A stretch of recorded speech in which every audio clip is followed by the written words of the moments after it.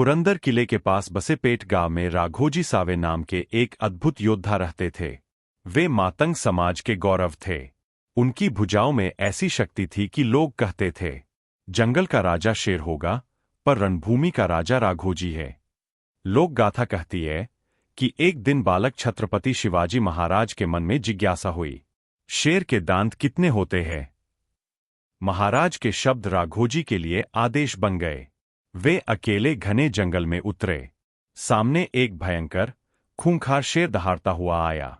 राघोजी ने तलवार नहीं, बल्कि अपने मल्लयुद्ध, दंडपट्टा और फुर्ती के बल पर उससे सामना किया। लंबी भिड़ंत के बाद उन्होंने उस शेर को परास्त किया और उसे दरबार में ले आए। दरबार में मंत्री, सेनापति और सारे मावले स्तब्ध रह गए। बाल शिवाजी के चेहरे पर गर्व चमक उठा। मेरी सेना में ऐसे वीर है जो शेर से भी प्रचंड है।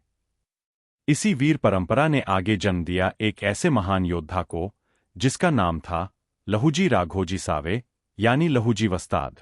पिता से मिली मल्लयुद्ध की विरासत।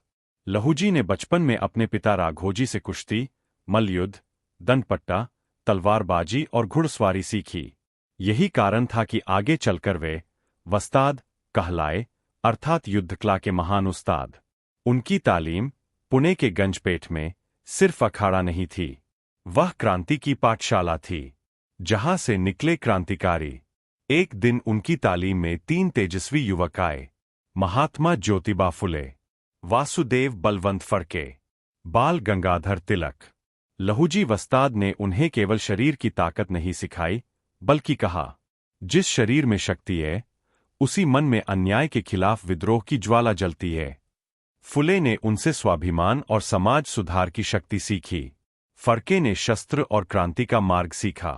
तिलक ने युवाओं को जागृत करने की जिद सीखी। समाज सुधार और मातंग समाज का गौरव। लहुजी वस्ताद मातंग समाज के महान गौरव थे।